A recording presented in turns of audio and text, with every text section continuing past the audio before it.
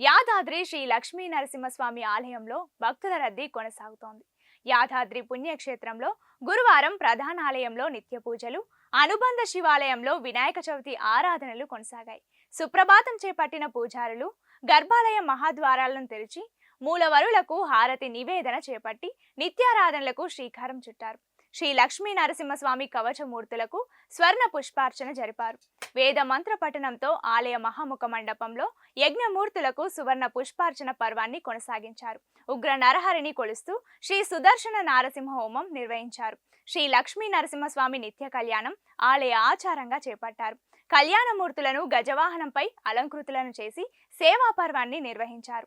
సాయంత్రం వేళ అలంకార జోడు సేవలను మంగళ వాయిద్యాలు మోగుతుండగా వేద మంత్రాలతో సేవా పర్వాన్ని నిర్వహించారు.